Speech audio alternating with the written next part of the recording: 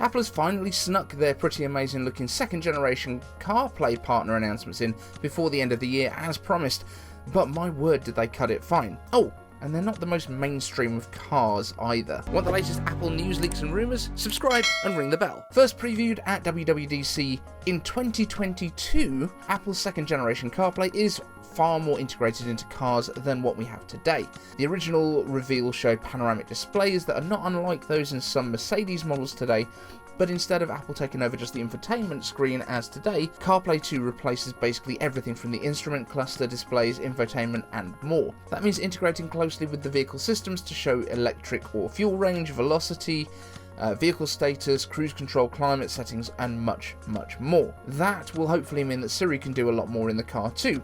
I'd say that Siri is actually pretty reliable for what I do in the car right now, the vast majority of the time, whether that's playing music from different sources, podcasts, or audiobooks. It's also great for navigation. I drive my car for work, my car is a company car, and I'm able to get between my work accounts by simply telling Siri where to take me, even stopping off at a particular branded petrol station on the way. Even messaging, Siri reads your messages as they come in, often with hilarious pronunciation, but still, dictating messages back is very accurate and keeps your eyes on the road. CarPlay is really good, CarPlay 2 will be even better. But GM seems very confused about, well, everything. GM have made it very clear that they're not planning to support CarPlay or Android Auto, which is like CarPlay for poor people, going forward. While some people had speculated that this was because they wanted to differentiate and potentially go all BMW and charge subscriptions for stuff they'd already built into the car that you own, recently they've said that it's because they want people to use their phones while they're driving less, which of course is a noble goal, but it makes no sense at all. Using something like CarPlay does stop people from using their phones handheld because it integrates with the car and uses those big screens and your voice. If you don't integrate those things, it's way more likely that people will be distracted while driving to send a text or change music. But what do I know? But onto the cars that Apple has announced as some of the first that second gen CarPlay will be coming to. These are coming from Porsche and Aston Martin, including an updated version of the DB12. So maybe we'll get our first look at this in the next James Bond movie. It seems like Apple is working more closely with car manufacturers on this CarPlay integration as well, so that the design fits with the car's styles, which is a nice touch, but should also allow some customization in terms of backgrounds and widgets. Now, I know they are not the most accessible of vehicles for people, but the first generation of CarPlay did come in Ferraris first, so fingers crossed the rollout will be a little bit more swift this time. And I can't help thinking though that Apple should enable CarPlay mode for iPad. iPad mini especially would be a great size to mount in the car and would be a huge upgrade for a lot of older vehicles, adding better navigation, in-car entertainment, and hands-free connection to your phone to make calls using it. It just makes sense, and if the next generation has MagSafe mounting and charging too in the iPad mini, all the better. Apple likes sustainability, so this would reduce the desire for a lot of people to buy new cars, potentially, while Apple also sells more iPads, so it's a win-win. Oh, and I just realised some of you might be wondering what this is. This is an Apple Watch. It's an outside of America exclusive. Let me know if it's something that you would like to see more on in future. And because this is the last iCave video before Christmas, I asked the iCave dwellers, the spelunkers if you will, to do a bit of an AMA, so here's some of your questions.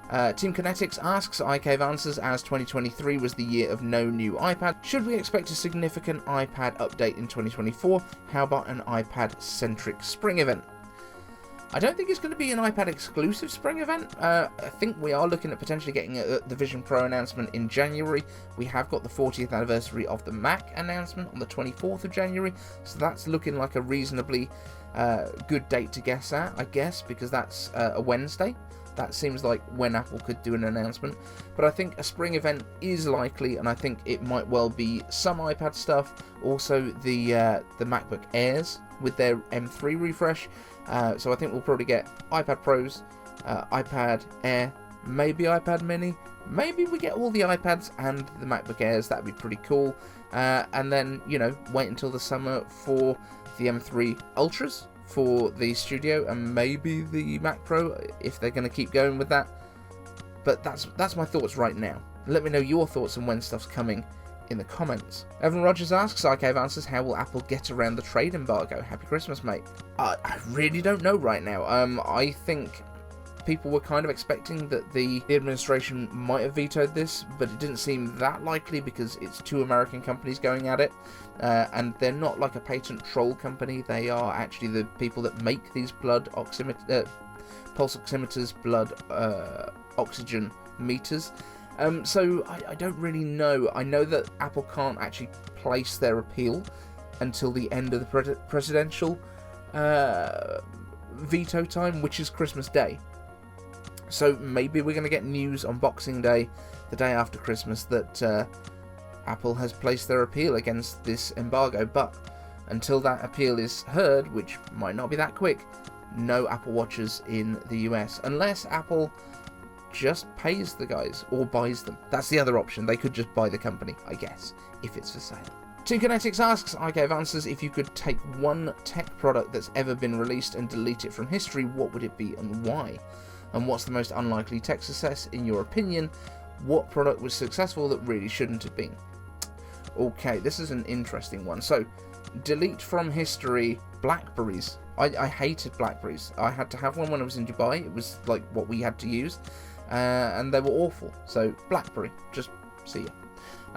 And in terms of unlikely tech successes that have worked, I don't know. I think Furbies. Or like Tamagotchis, something like that. Happy Christmas.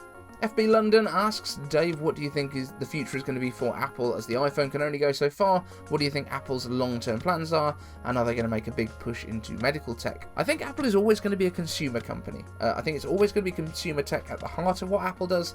That's just my thoughts on the matter. I think that makes the most sense. Medical tech, I don't think they're going to go into like hospital medical tech, but I think personal wellness tech, that makes a lot of sense. I don't think the iPhone is even close to done. I think what we might see is that more of what we do with our iPhones is done with our voice or through Apple Watch or through things like that. I don't see that the Vision Pro is going to be the replacement for the iPhone, as some people have said. That makes no sense whatsoever. Once we get to smart glasses that are kind of see-through and give you like a heads-up display, maybe a little bit more. But remember, we can't physically fit big cameras onto there, and people don't like cameras just staring at them when you're not intentionally taking a picture. So I don't think that's going to be the way that they go either. I think the iPhone is always going to be kind of at the heart, or at least for the next at least decade. I don't think there's going to be anything in the sort of medium term that's going to replace iPhone. I think you're always going to have that in your pocket. That is what you'll pull out to do, take pictures, FaceTime, that sort of stuff. But I also think maybe we get to the point where you can dock it a little bit like a DeX, although I don't think there's much demand for it. I think integrating it within your household, so when you've got your phone, you can pull it out and connect it to any screen in the house and use it that way as more of a kind of Mac replacement. I think that's possible. And Team Kinetics Media asks, I love answers. Does gamification of dating via dating apps take something away from the human connection that's required for initial attraction, or is using technology to find love a natural inevitability in the modern world?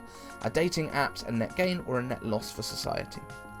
I'm going to say they're a net gain, and the reason for this is it's very hard to drug someone over an app. Like, you can actually get to know someone a little bit before people are put in a position where they are potentially alone with someone that they might not find so savoury. I think it's a good filter. I think it is useful. There's always going to be meeting people in the real world, and I don't think many people have a purely digital relationship. That's a bit of a weird thing, but I don't think we're going to lose it. We still go out, we still go and see people in the real world. If this is the way that you discover people that you might share interests with, as opposed to being purely attracted to someone on a physical level, I think that's a good thing, and I think they're a net gain for society. And on that deep note, thank you all so much for watching. Thank you for 2023. I promise we're going to make more in 2024. It's been a weird, up and downy, quieter year, but we've got a bit of time. There's quite a lot of stuff going on next year. Let me know in the comments what you want to see on this channel more of. Thank you to the Patreons if you want to join them and help to shape the channel going forward. icavedave.com/Patreon, and I have just updated the website. I haven't put any new articles on there yet, but it's got a new design, and I kind of like it. So let me know, icavedave.com, what you think. Thank you so much for watching, and we'll see you in the next one. Want the latest Apple news, leaks, and rumours? Subscribe and ring the bell.